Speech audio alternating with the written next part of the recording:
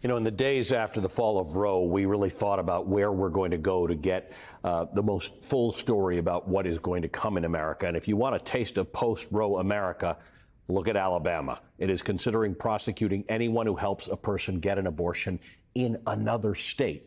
For more on that, I'm joined by Mary Ziegler, a professor and historian at UC Davis Law School and the author of Roe, The History of a National Obsession. Also joined by Robin Marty, the operations director at the West Alabama Women's Center, author of the new handbook for a post-Roe America. Hello to both of you, and thank you for being here. Mary, I want to understand this better. Correct me if I'm wrong, but courts have historically allowed prosecution for speech that facilitates a crime when it's likely to result in an imminent criminal act. Talk to me about this abortion thing, because if you're going somewhere else where the abortion would not be a criminal act, how does Alabama think it can prosecute people within the state for it? Well, part of the problem is that different courts have taken a different approach. The imminent act approach is really the Ninth Circuit. There are other circuits that have allowed more prosecutions for what they consider crime facilitating conduct.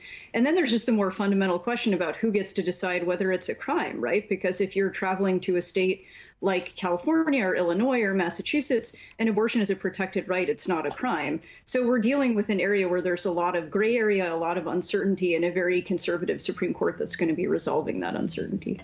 Robin, let's talk about this. You and I have had many conversations about how the fall of Roe and the many manifestations of attempts by the Attorney General in Alabama have had an impact on your work. How does this further have an impact on your work when someone comes to you and says, I need an abortion?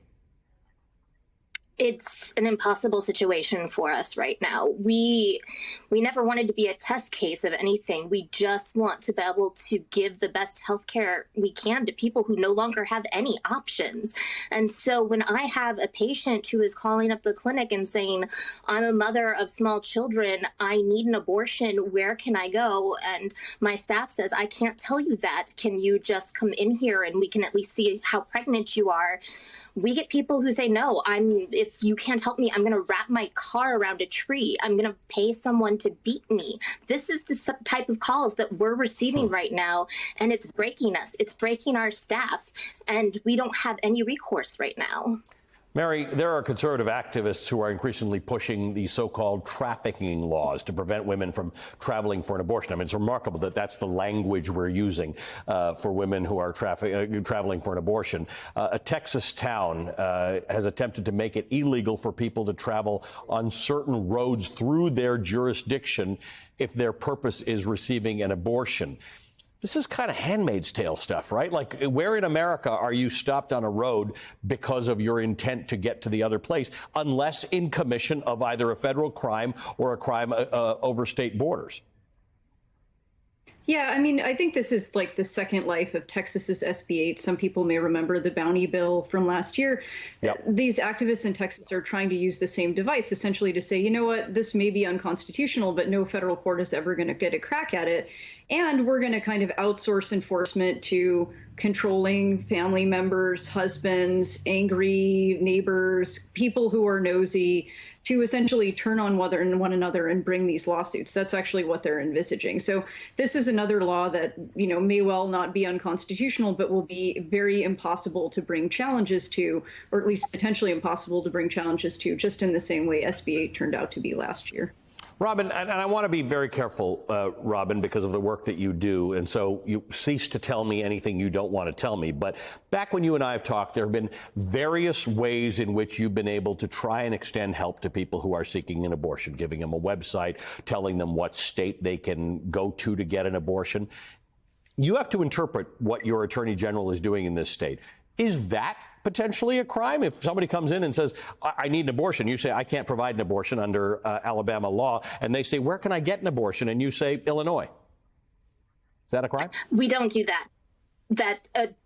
Under our understanding, that would be a crime. At this point, our only option is when somebody says, I want an abortion, we tell them that there is a link on our website that a person can go to if they are pregnant, and that link provides resources to everything that they could need while pregnant. So it provides resources to who can assist them in the state if they want to continue their pregnancy. It provides resources to who will help them with adoption, and then it provides resources to other websites, other links that will tell people where they can get an abortion. But that's not enough. I mean, right now, our landscape is changing so dramatically, and every few weeks, all of a sudden, North Carolina does not have abortion. South Carolina does not have abortion after 6 weeks. Florida is on the edge of potentially losing abortion after 6 weeks.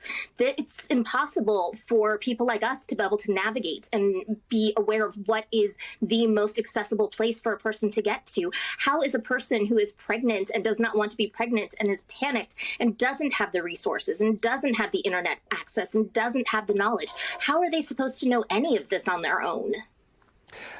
Mary, the polling indicates that, and we've seen this in all of these referenda that are held in various states, whether it's anti-abortion activists putting it forward or abortion rights activists putting it forward, the result's always the same. Americans do not want infringements on their bodily autonomy, whether you are Democratic or Republican. This business about travel banning and getting people in trouble for things they do in other states where it's not illegal, I can't imagine this is popular. How is it succeeding? No. Or how is it potentially succeeding? Well, I mean, this is another sign that a lot of people in the Republican Party, and I would say especially at the state level, are more concerned about primary challenges from the right, more concerned about right-wing donors and base voters than they are kind of about the median American voter who doesn't like this sort of thing. And it's worth emphasizing that travel restrictions are among the most unpopular things that folks in the anti-abortion movement have proposed. So these are right up there with exceptions that don't contain any, or excuse me, bans that don't contain any exceptions at all.